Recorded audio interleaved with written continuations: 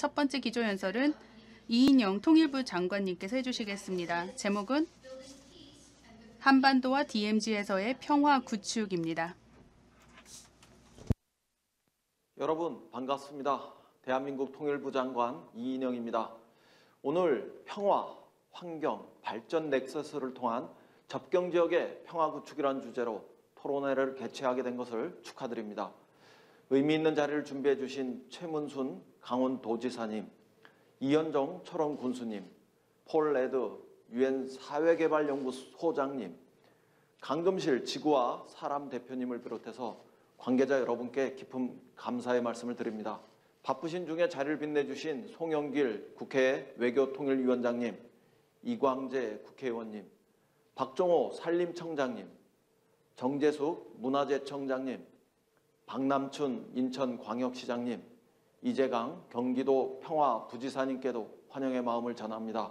철원이란 말을 들으면 지난 몇 년간 통일 걷기를 하면서 마주했던 한탄강과 월정리역, 그리고 막혀있던 금강산 철교가 눈에 선합니다.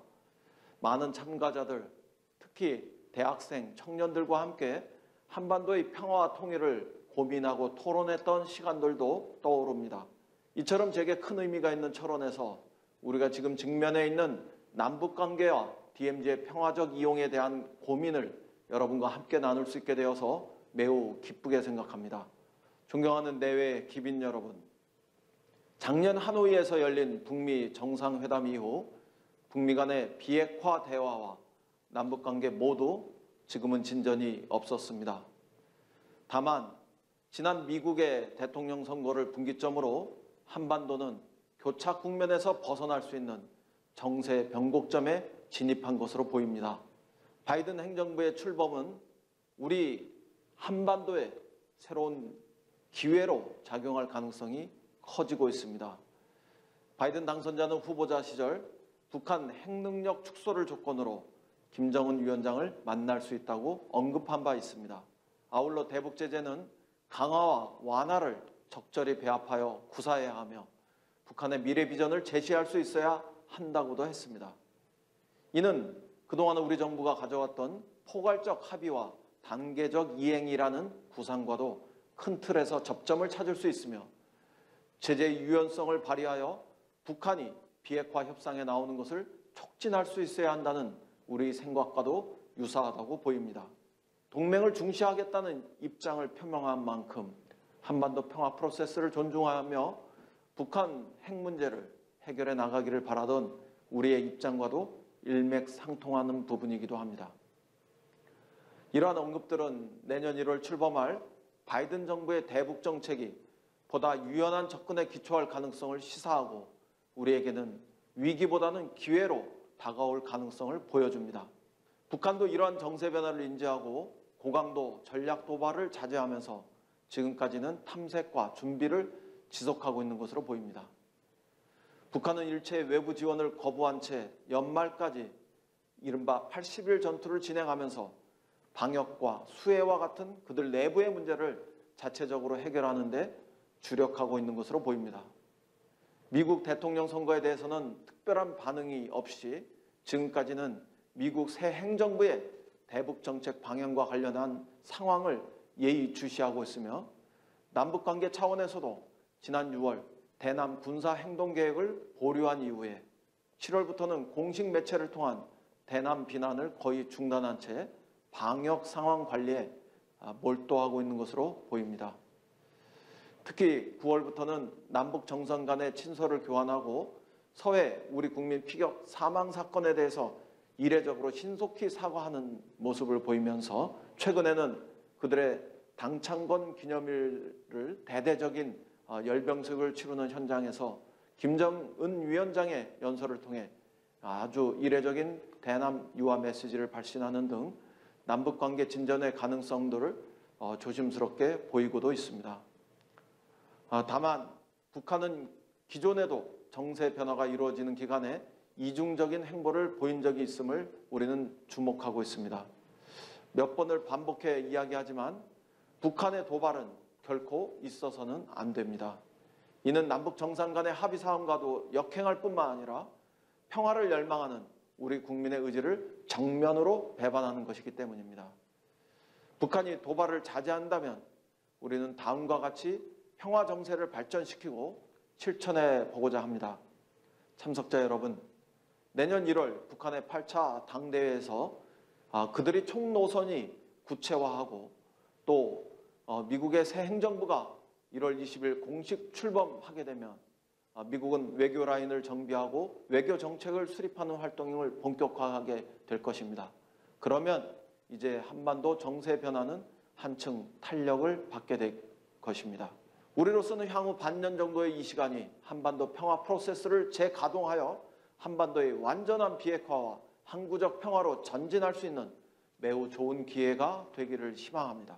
하지만 이처럼 새로운 정세가 조성되는 시점에 가만히 기다리기만 한다면 더 이상 우리 대한민국은 한반도 문제의 당사자로서 역할을 다하기 어렵습니다.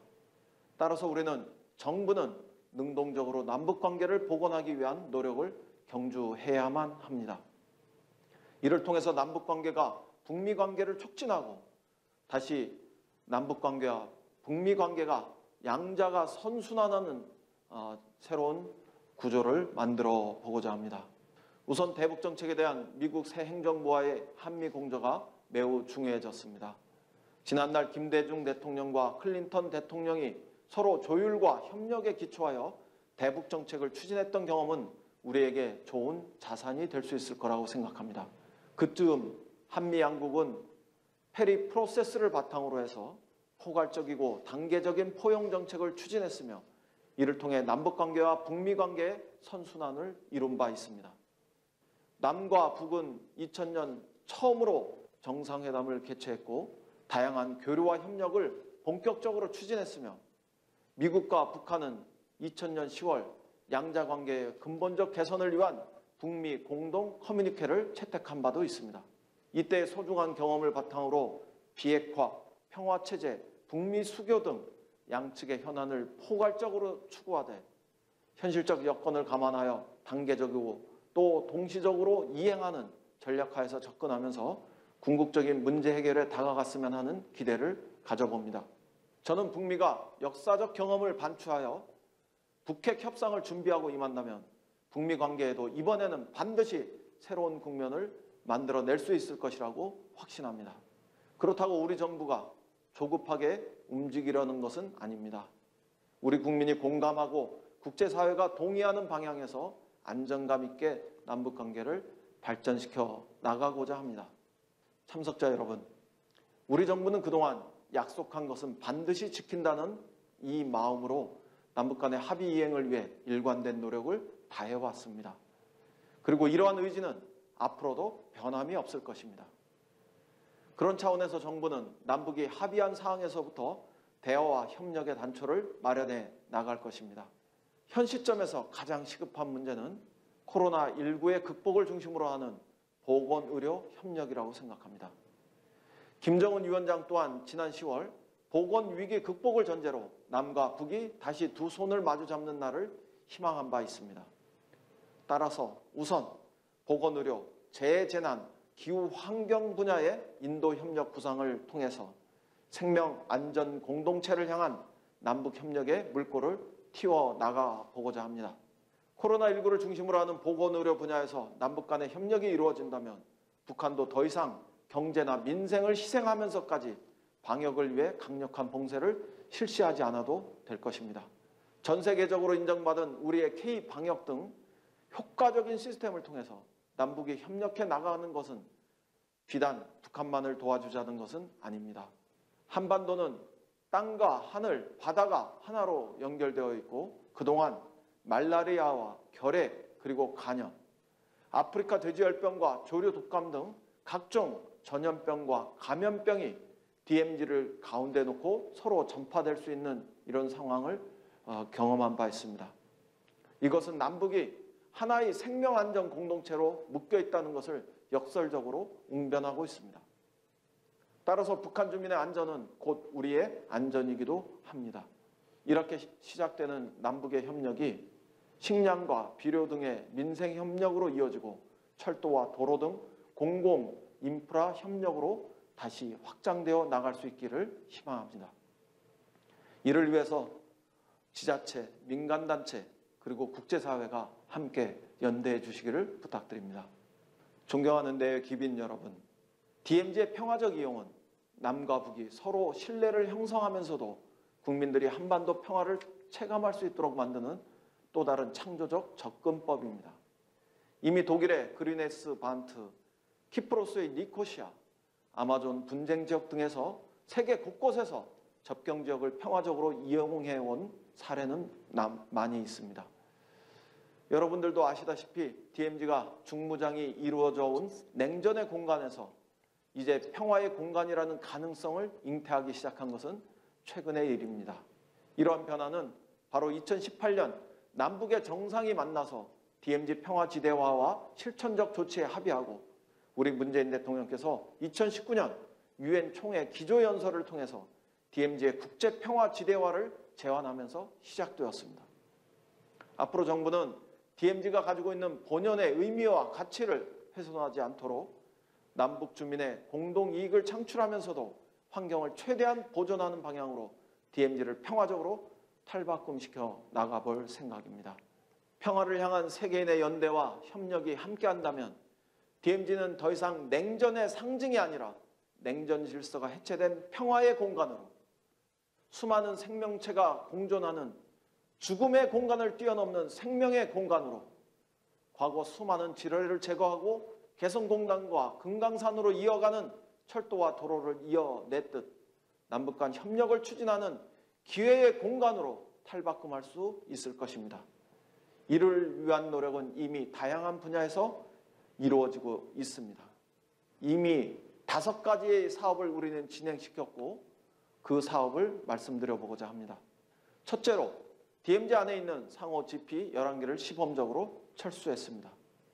특히 상호 현장 공동 검증을 2018년 12월에 함으로써 분단 이후 최초로 남북 현역 군인들이 상대방 GP를 방문하면서 확인하는 방식으로 진행했다는 점에서 큰 의미를 만들어냈습니다. 다만 GP를 철수하는 과정에서 한 개의 GP만 남겨놓고 모두 폭파했다는 점은 안타깝기 그지없습니다. 향후 GP를 추가로 철수하게 된다면 폭파시키기보다는 DMZ 평화의 길을 만들고 그 길과 연계된 롯지와 같은 숙소로 활용하는 방안을 고민해 보고자 합니다. 이곳에 세계의 청년들이 찾아와 걷고 잠자고 노래하면서 새로운 인류의 평화의 이상을 꿈꾸는 멋진 상상의 무대로 여러분을 초대합니다. 둘째로 JSA를 비무장화하고 국내 모든 이들에게 판문점을 보다 수월하게 견학할 수 있도록 절차를 간소화했습니다. 신청 창구가 여러 개로 나뉘어져서 불편했던 부분들은 이제 통일부로 견학 신청을 일원화하였고 단체 위주의 견학에서 개인 또는 가족 단위로도 신청할 수 있도록 개선했습니다. 신청 기간도 2달 걸리던 것에서 2주로 대폭 줄였고 연령도 만 10세 이상에서 만 8세 이상으로 낮추면서 보다 많은 국민들이 남녀노소를 막론하고 방문하실 수 있도록 바꿔냈습니다. 이처럼 우리는 작은 평화의 왕래가 더 넓고 큰 평화의 왕래가 될 수 있도록 첫걸음을 다시 내딛었습니다. 앞으로 남북 간의 협의가 더 진전되면 빠른 시간 안에 JSA 구역 안에서만이라도 자유왕래가 이루어질 수 있도록 노력하겠습니다. 그 길을 통해서 다시 한반도 전역에 평화의 자유왕래가 이루어질 수 있는 길을 내디뎌 보겠습니다. 셋째로 철수 GP와 둘레길을 연결하여 DMZ 평화의 길을 조성했습니다. 2019년에 고성과 철원과 파주에서 각기 한 개씩의 평화의 길을 조성했으나 지금은 아프리카 돼지열병 때문에 지난 토요일 파주 지역만을 견학을 재개하고 철원과 고성 지역은 아직 재개하지 못하고 있습니다. DMZ 평화의 길과 연계하여 민통선 안쪽 구간을 걸어보는 시범사업도 경로 선정 등 사전 준비 작업에 박차를 가하고 있습니다. 앞으로 방역 문제 등이 해소되는 대로 평화의 길을 재개방할 것이고 신규 노선을 지속적으로 확대하면서 DMZ 평화의 길 통일 걷기도 여러분과 함께 해내겠습니다. 저는 DMZ 전 구간도 스페인의 산티아고 길도 구석구석 걸어본 경험이 있습니다. 이를 통해 길을 걷고 그 길의 가치에 공감하는 사람이 많아질수록 평화의 길이 더욱 단단해지고 평화가 더 앞당겨질 것이라는 확신을 가졌습니다. DMZ 평화의 길이 스페인의 산티아고 길을 넘어서 세계인의 평화의 순례길로 자리매김할 수 있기를 바라면서 평화를 사랑하는 세계인, 특히 젊은이들이 평화라는 열망을 품고 DMZ 평화의 길을 걷기에 함께 참여하기를 권하고 싶습니다. 넷째로 철원에 있는 화살머리 고지에서 유해 발굴 사업도 한창 진행 중입니다. 전쟁의 비극을 넘어 평화를 향한 화해의 출발이라는 의미로 우리 정부는 정성을 다해 유해 발굴을 해 나가고자 합니다. 그런 의미에서 지난 4월부터 지뢰를 제거하고 유해 발굴을 시작하였으며 총 유해가 2,360점, 유품이 85,074점이 발굴되었습니다. 이 과정에서 국군 전사자 9명의 신원을 우리는 확인했고 유해군으로 추정되는 유해 항구도 추가로 발견했습니다. 그리고 중국군 유해도 103구가량 발굴하여 인도한 바 있습니다. 11월에는 내년에 화살머리 고지 평화기념관 조성을 위한 20억 원의 남북협력기금도 지원할 것을 승인했습니다. 앞으로 정부는 국가를 위해 헌신하신 마지막 한 분까지 모실 수 있도록 지뢰 제거와 유해 발굴을 지속하고 발굴 지역도 확대해 나가겠습니다. 화살머리 고지 유해 발굴 사업과 향후 평화기념관 건립 추진은 세계인 앞에서 평화로 가는 우리 정부의 확고한 다짐입니다. 마지막으로 DMZ와 한강 하구 일대의 실태 조사도 추진 중입니다. 현재 정부는 DMZ 실태 조사를 바탕으로 해서 화살머리 고지와 태봉국 철원성 그리고 JSA와 대성동 마을 등을 아우르는 유네스코 세계유산 등재 목록을 작성 중입니다. 아울러 한강 하구의 자유로운 항행 여건을 마련하고자 2018년 말에 남북 공동 수로조사 사업을 거쳐서 해도를 작성한 바 있으며 한강 하구의 생태 환경을 종합적으로 조사하기 위해 지난 11월부터 우리 측 지역에 대한 조사도 실시하고 있습니다. 우리의 DMZ는 산티아고 길 못지않은 의미와 가치를 지니고 있다고 생각합니다. 특히 DMZ와 민통선을 아우르는 생태 환경의 가치는 세계적인 수준입니다. 그 밖에도 전쟁과 냉전을 포함하는 근대 인류의 문화유산적 가치, 적대의 땅을 평화의 땅으로 만들어 내어가는 창조의 가치를 세계인과 함께 공유하기 위해서 앞으로도 계속 노력하겠습니다. 이를 위해 정부는 연내 세계유산 잠정 목록 등재를 추진하고 DMZ와 한강하구 일대의 실태 조사를 지속하면서 남북 공동조사도 진전될 수 있는 새로운 여건을 만들고 확장해 내겠습니다. 존경하는 내외 귀빈 여러분, 지금은 여러분의 마음속에 남북관계의 진전도 DMZ의 평화적 이용도 정말 과연 가능할까? 이렇게 생각하실 수 있습니다. 하지만 우리는 이러한 우리의 꿈이 상상을 넘어 현실이 될 수 있음을 직감하고 있습니다. 우리가 어떻게 하느냐에 따라서 이 꿈은 상상을 넘어 평화의 현실이 될 수 있다고 저는 확신합니다.